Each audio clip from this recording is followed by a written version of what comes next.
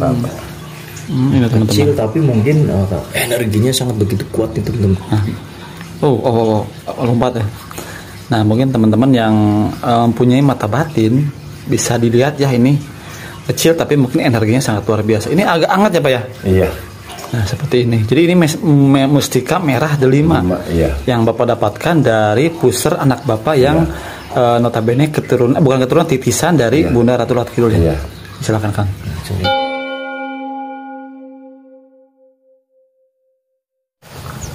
Assalamualaikum warahmatullahi wabarakatuh. Bertemu lagi bersama saya Kang Aang di Kartika Hidro TV. Di konten kali ini saya masih berada di kediamannya Pak Ujang. Yang mana Pak Ujang Barokah ini sering sekali kita konten dikarenakan Pak Ujang ini mempunyai anak dari Bunda Ratu Laut Kidul. Bagi teman-teman semua yang belum melihat penjelasan Pak Ujang memiliki anak dari Bunda Ratu Laut Kidul, bisa scroll dulu video saya ke bawah. Nah, di konten kali ini Pak Ujang akan menunjukkan sesuatu benda pusaka yang spesial yang mungkin pertama kalinya ditunjukin ke kita ya, dan belum pernah ditunjukin sama orang lain. Mungkin kita adalah orang spesial pertama yang Pak Ujang kasih tahu. Nah, seperti apa pusakanya, seperti apa beliau mendapatkannya, dan seperti apa pusaka itu bisa datang ke Pak Ujang. Saksikan terus video ini sampai dengan selesai. Mudah-mudahan saya doakan bagi penonton semua yang selalu setia di channel ini, rezekinya selalu berlimpah, dikabulkan semua hajatnya, dan disehatkan badannya. Ikuti terus video ini sampai dengan tuntas. Nah teman-teman, alhamdulillah di sini kita sudah bersama Pak Ujang Barokah lagi ya teman-teman, yang dimana Pak Ujang Barokah ini adalah salah seorang yang sangat disayang sekali oleh sosok Bunda Ratu, yaitu Ratu Pantai Selatan. Dan pada konten kali ini, jadi Pak Ujang akan menunjukkan salah satu pusakanya kepada kami. Entah itu pusaka apa, saya kurang paham juga, yang katanya pusaka tersebut sangat begitu spesial sekali. Makanya pusaka tersebut jarang sekali atau mungkin tidak pernah dikonten oleh kreator lain. Mungkin hanya kita saja yang pertama boleh ngonten benda pusaka tersebut. Jadi benda pusaka yang nantinya Pak Ujang akan dikasih lihat kepada kami dan penonton itu pusaka yang seperti apa sih Pak? Boleh ditunjukkan dan mungkin boleh diceritakan terlebih dahulu Pak. Ini Pak, mudah-mudahan ini aslinya atau tidaknya mah itu tergantung ya Pak ya, tergantung kepercayaan kita. Saya akan menunjukkan sesuatu barang yang dikasih sama beliau lewat anak saya yang dulunya disimpan di bawah pusir. Beliau itu siapa? Ya, beliau itu yang disenamakan Kangjeng Ibu Ratu Pantai Selatan. Pantai Selatan. Kalau disebut ini mah nggak boleh berarti ya? Iya. Harus Ibu Ratu Pantai Selatan. Pantai Selatan itu Pak dulu ya.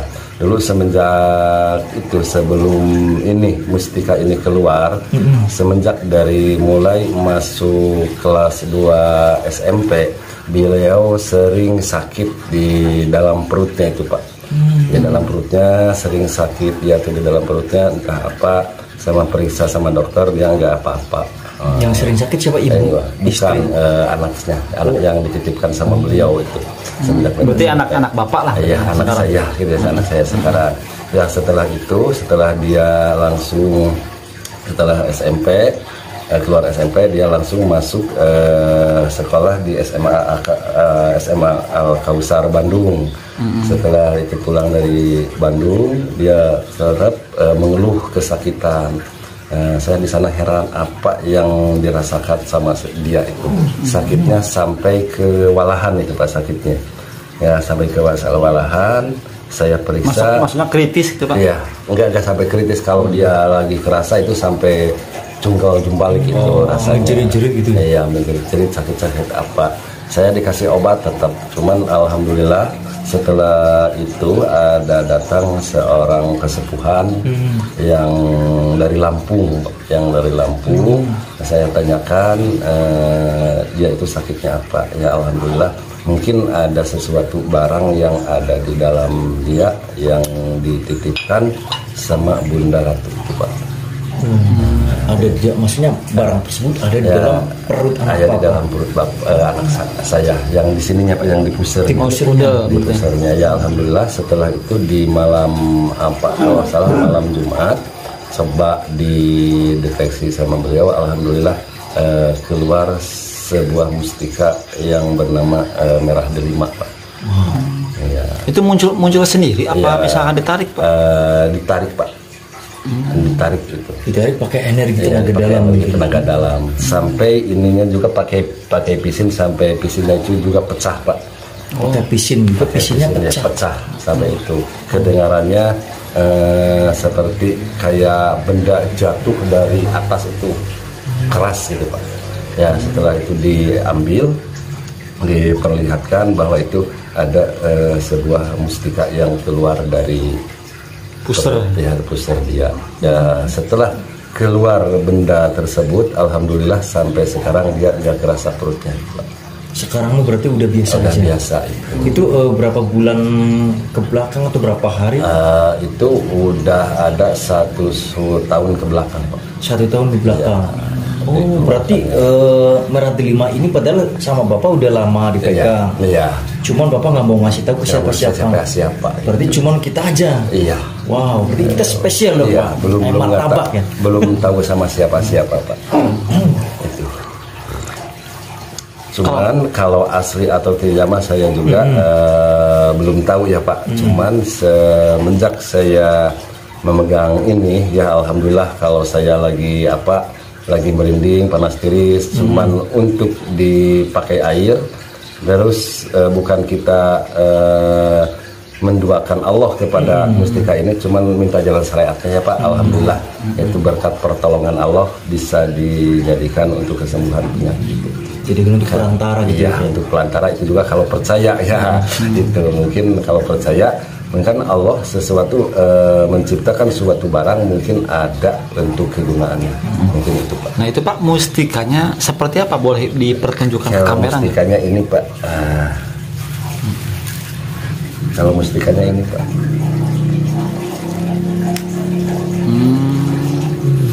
Kecil ya, Pak ya? Kecil ya? Kecil. Kecil tapi wah, sabetannya kuat nih biasanya. Nih, Bisa di saya ya. dari Bisa saya pegang apa itu? Ya bisa, Pak. Ya boleh. Maaf. nggak apa-apa gitu, Pak. Ya nggak apa-apa, Pak. Nggak apa-apa. Ini teman-teman. Kecil tapi mungkin energinya sangat begitu kuat nih, teman-teman. Oh, lompat ya. Nah, mungkin teman-teman yang mempunyai mata batin bisa dilihat ya, ini kecil tapi mungkin energinya sangat luar biasa. Ini agak hangat ya, Pak ya? Iya. Nah, seperti ini. Jadi ini mustika merah delima Iya. yang Bapak dapatkan dari puser anak Bapak yang notabene bukan keturunan, titisan dari Bunda Ratu Lat Kidul ya. Iya. Silakan, Kang. Coba, saya juga pengen lihat nih, teman-teman. Wow ya. Jadi mungkin ini sesuatu yang spesial buat Bapak ya. Nih punya Pak Ujang yang didapatkan dari puser anaknya. Anak tersebut titisan dari Bunda Ratu Kidul ya, Pak ya? Iya, Pak. Ini berarti batu merah delima yang dikasih ke Bung Karno bukan nih, Pak? Ya nggak tahu, Pak, itu mah. Nggak tahu. Cuman kalau saya kan tadinya tidak percaya nyimpannya di mana saja, tapi tetap kalau hilang 2 hari 3 hari ada lagi di tempatnya. Oh, jadi balik lagi gitu ya. Lagi hilang 2 hari 3 hari ada lagi di tempatnya. Pak. Berarti sering sekali batu merah delima ini sering hilang dengan sendirinya berarti, Pak? Iya, Pak. Hilang tapi balik lagi. Balik lagi.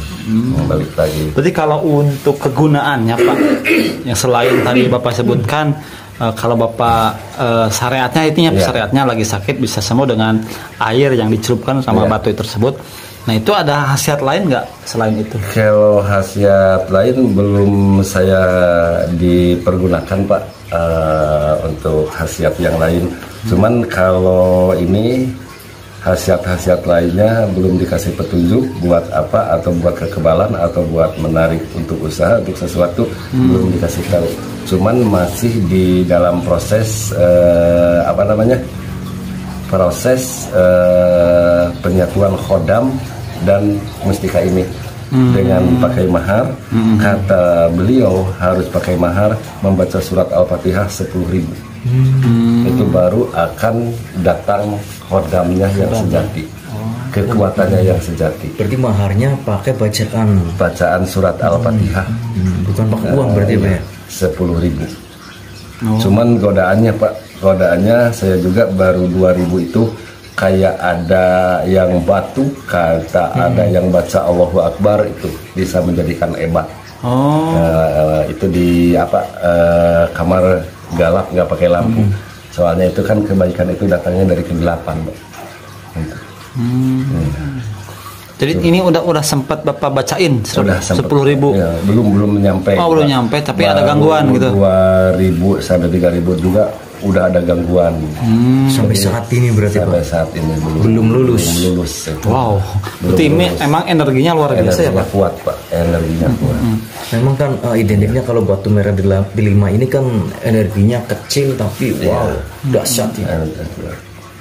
Tapi saya udah pernah dipakai memindahkan suatu barang goib.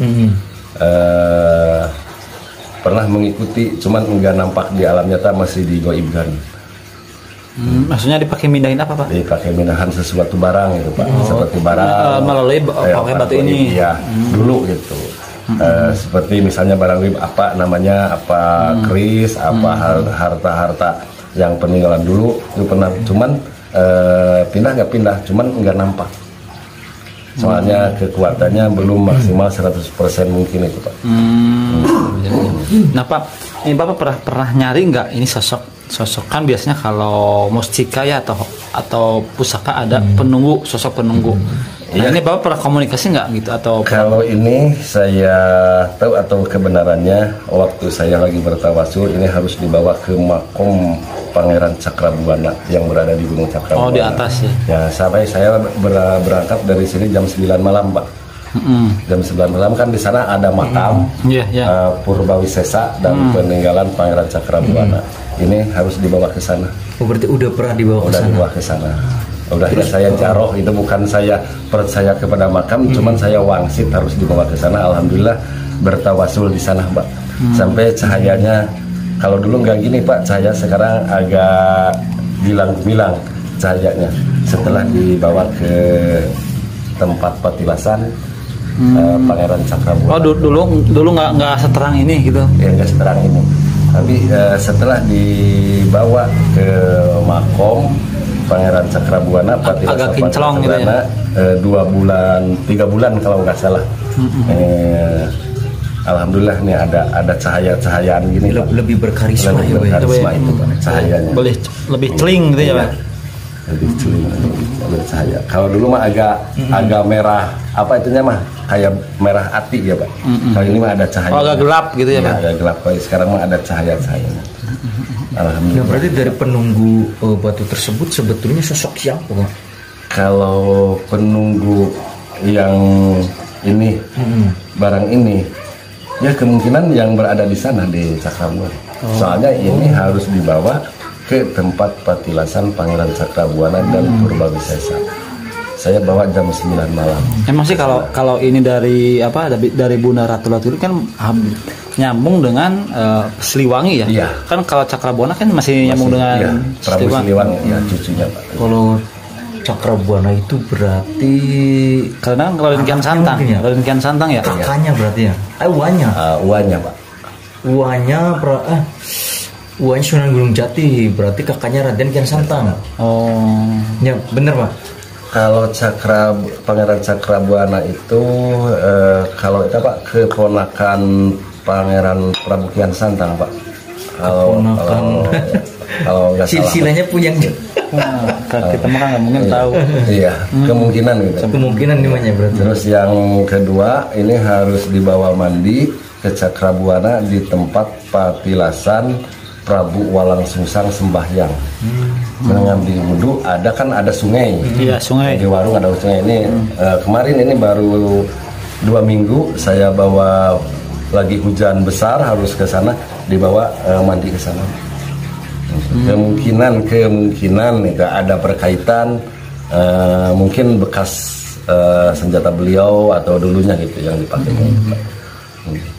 Cuman berubah wujud menjadi benda pusaka merah delima ini ya, kemungkinan itu Pak. Bentuknya juga sangat kecil ya, takut hilang. Biji jeruk berarti Pak? Bukan biji jeruk, biji delima. Biji delima segede itu. Sebesar biji delima ini. Sebesar biji delima bisa jadi, biji jeruk juga bisa jadi dekat segini. Biji jeruk agak kecil. Iya, benar. Ini kalau yang mirip emang ini sebesarnya biji delima. Nah tadi kan ini bukannya hampir ya, ini juga sudah masuk ke kamera kita. Mungkin teman-teman ada yang melihat pasti. Ada yang melihat ini dari seperti pecut Amr Rasuli ini didapatkan dari mana lagi ini Pak? Ini dari Laut Kidul Pak, itu yang datang sendiri. Boleh diceritakan yang ini coba Pak, karena ini terlanjur masuk ke kamera kita. Iya. Oh yang itu yang tadi. Ini sama datang dari pantai selatan, ya bekas pegangannya dulunya, ya kemungkinan dulunya yang datang ke sini patihnya Kangjeng Bunda Pantai Selatan, Ibu Mas Condro Manik Pak.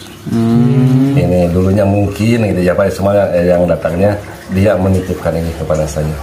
Datang dengan sendirinya. Mas Bapak lagi ngapain itu? Ya, saya lagi bertawasul dengan orang-orang yang di sini Pak. Tapi di dalamnya itu, ini dalamnya seperti keris. Keris, boleh lihat Pak? Di dalamnya Bismillah. Wah, ini teman-teman. Jadi ini penampakan di dalam dari cambuk Cemeti Amr Rasuli, di dalamnya seperti ini berarti ya. Kalau dari luar seperti cambuk. Iya. Itu sarungnya mana tadi, kayak cambuk ya? Tapi bahannya terbuat dari apa? Emas apa ini Pak? Bukan Pak. Mungkin dari Kuningan ini Pak. Kalau dari emas. Bukan dari Cirebon gitu ya? Dari Kuningan Jawa Barat berarti Pak. Anies Baswedan. Yang lagi pesta nomor 2 itu. Ya.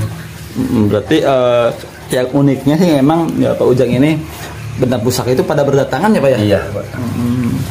Yang kemarin udah diamankan 3 di keraton Pak. Udah diamankan. Ada pihak keraton. Ada pihak keraton ke sini. Keraton dari Sumedang. Oh Sumedang. Ya, udah diamankan, mau disimpan di sana kemarin. Pusaka yang seperti apa Pak? Yang pusaka yang kemarin, yang ditarik keris kemarin dan tongkat komando.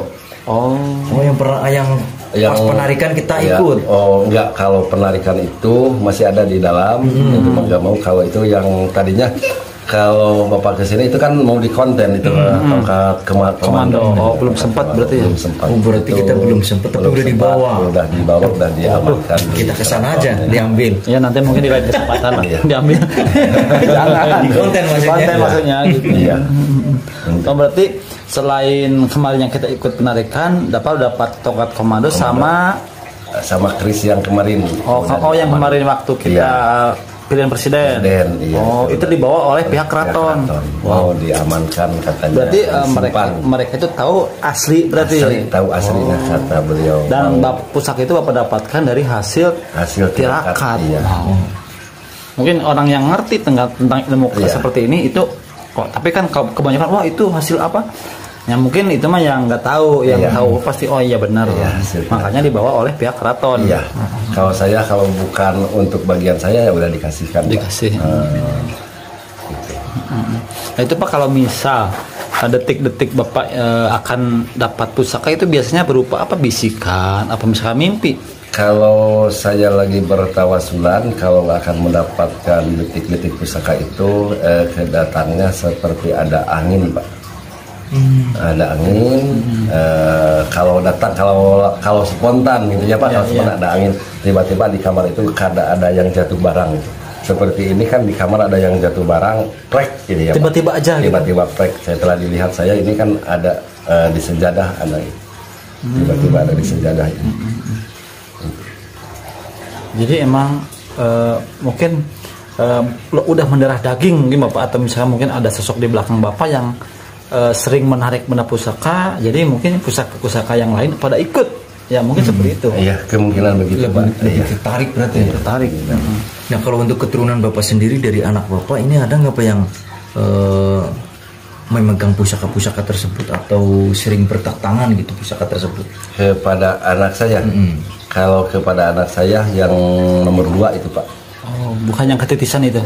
Bukan yang ketitisan. Yang ketitisan nomor berapa Pak? Nomor 1. Nomor 1. Kalau yang nomor 2, cuman dia bisa mendeteksi bahwa di sesuatu tempat itu ada barang, sesuatu ada barang.